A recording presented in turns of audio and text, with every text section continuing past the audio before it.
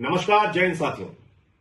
भारत दुनिया का सबसे बड़ा लोकतंत्र है और आज कई राज्यों के चुनाव परिणाम आए हैं। आपने देखा तमिलनाडु में कितना बड़ा बदलाव हुआ। एक नई पार्टी टीवीके, जिसके नेता विजय को इतना भारी जन समर्थन तमिलनाडु की जनता ने दिया। लोकतंत्र में कई बार ऐसे फैसले जनता देती है, एक नई पार्टी के पक्ष में अपना समर्थन देती है, वो तमिलनाडु में देखने को मिला। बंगाल में जो कुछ हुआ, आज इसको लेकर टीवी चैनल पे जश्न मनाया जाएगा, गोदी मीडिया बड़ी बड़ी बातें करेगा, तमाम उपलब्धियां गिनाएगा मोदी जी की और अमित शाह जी की और भारतीय जनता पार्टी की नीति की, रणनीति की, बहुत सारी बातें होंगी। लेकिन क्या यह वास्तव में लोकतंत्र की जीत है? क्या यह जनता के फैसले की जीत है? क्या आज इस चुनाव परिणाम के पीछे का जो सच है वो इस देश के लोगों को भूल जाना चाहिए और सिर्फ बीजेपी का गुणगान करना चाहिए? मुझे लगता है नहीं। सारी चीजों का मूल्यांकन होना चाहिए। किस तरह से बंगाल के चुनाव को चुनाव आयोग ने प्रभावित किया, किस तरीके से एसआईआर के जरिए जनता के वोट को लूटा गया। आज पता यह चल रहा है कि 3 से 4 लाख वोटों का अंतर है बीजेपी और टीएमसी के बीच में। यह पता चल रहा है कि 2% वोटों का अंतर है टीएमसी और बीजेपी के बीच में। हो सकता है उससे भी ज्यादा हो जाए, 2-4% हो जाए अंतिम परिणाम आने तक।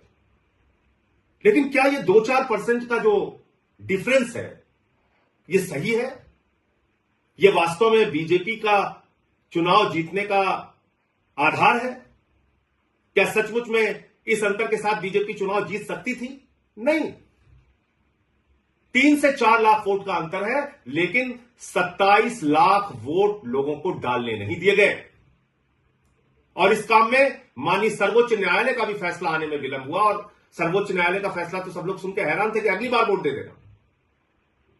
अगर आज वो 27 लाख वोट, 27 लाख मतदाता अपना मतदान करने से वंचित नहीं रहे होते तो क्या आपको बीजेपी की इतनी बड़ी जीत देखने को मिलती?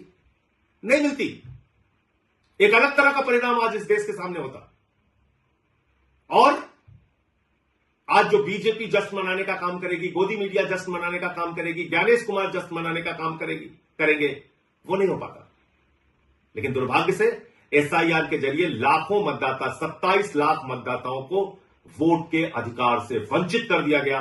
तो ये जो बंगाल की जीत है भारतीय जनता पार्टी की, दरअसल ये लूट तंत्र की जीत है, लोकतंत्र की जीत नहीं है। कितनी गंदी भाषा का प्रयोग किया गया चुनाव में, प्रधानमंत्री के द्वारा, गृह मंत्री के द्वारा, बीजेपी के नेताओं के द्वारा। चलिए, वो चुनाव का एक पक्ष है। किस तरह से वहां पे केंद्रीय सुरक्षा बलों का इस्तेमाल किया गया, लगभग 2.5 लाख सुरक्षा बलों का वहां पर इन्फोर्समेंट किया गया, डिप्लॉयमेंट किया गया। 2.5 लाख सुरक्षा बल लगाए गए। कल्पना कीजिए, अमेरिका ईरान से लड़ने के लिए 50,000 सैनिकों का इस्तेमाल करता है और भारत की मोदी जी की सरकार ममता बनर्जी से लड़ने के लिए 2.5 लाख सैनिकों का इस्तेमाल करती है। इतनी बड़ी दुश्मनी यह निभाई जा रही है। फिर इस चुनाव में यह भी प्रश्न उठता है कि किस तरह से विपक्ष के जो नेता थे, कांग्रेस पार्टी जो थी, राहुल गांधी जो थे, वो जाके वहां पे ममता बनर्जी को ही टारगेट कर रहे थे। 3 से 4% वोट उन लोगों ने भी काटा। वो एक अलग प्रकार का सवाल है। लेकिन इसमें आज टीएमसी की हार हो गई, ममता बनर्जी की हार हो गई और लोकतंत्र की जीत हो गई, ऐसा नहीं है। सच्चाई को छिपाया नहीं जा सकता। यह एसआईआर के घपले की जीत है, यह ज्ञानेश कुमार के घोटाले की जीत है, यह मोदी अमित शाह के द्वारा केंद्रीय सुरक्षा बलों के बेजा इस्तेमाल की जीत है, यह मोदी अमित शाह के इशारे पर चुनाव आयोग एजेंट बन के बीजेपी का जिस तरह से काम कर रहा था और वहां पर सरकारी अधिकारी, चाहे चीफ सेक्रेटरी हो, डीजीपी हो, तमाम जिलों के अधिकारी हो, एसपी हो, डीएम हो, जिस तरह से उनको हटाया गया, यह उसकी जीत है। यह लोकतंत्र की जीत नहीं है। इसके अलावा भी दूसरी बात है, जनता से भी कई प्रश्न हैं। अब जैसे दिल्ली का चुनाव हुआ, दिल्ली के चुनाव में आम आदमी पार्टी ने जो वादे किए पूरा किया, उससे ज्यादा काम करके दिखाया।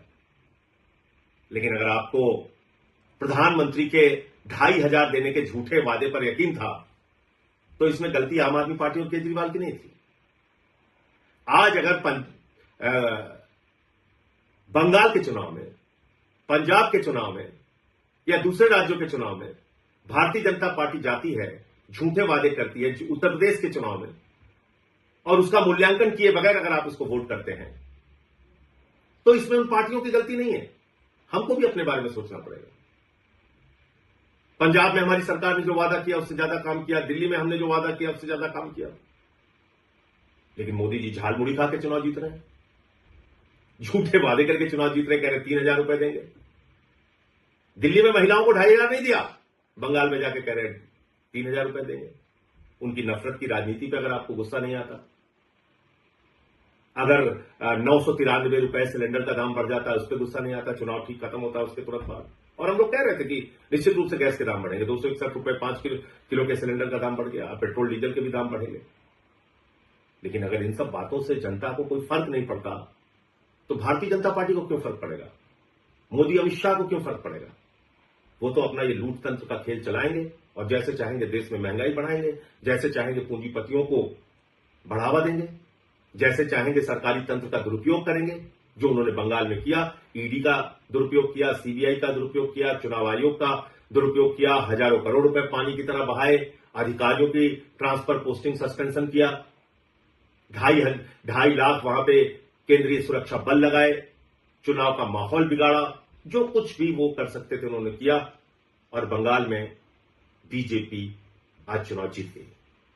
लेकिन याद रखिएगा, उड़ीसा की हालत अभी आपने देखा होगा, जीतू मुंडा की तस्वीर देखी होगी, किस तरह से वो अपने बहन के कंकाल को अपने कंधे पे लेके डबल इंजन की सरकार में बैंक जाते हैं 20,000 रुपए पाने के लिए।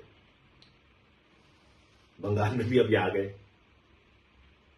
जो नफरत की राजनीति पूरे देश में बीजेपी कर रही है, उसकी शुरुआत बंगाल में भी होगी। बिहार में भी इन्होंने नीतीश कुमार जी को हटा दिया, वहां सम्राट चौधरी आ गए, वहां भी अब वही सब खेल होगा। इन सब के पीछे आपके मुद्दे कहां हैं, देश कहां खड़ा है?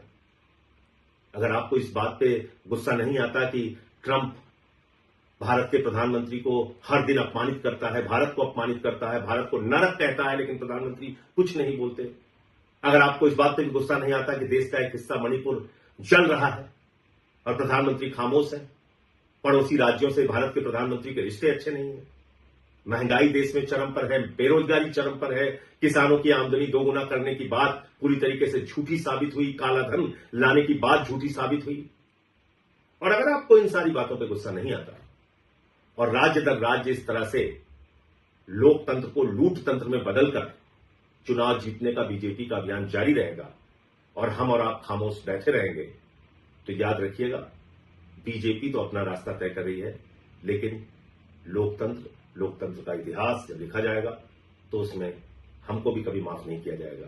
जय हिंद।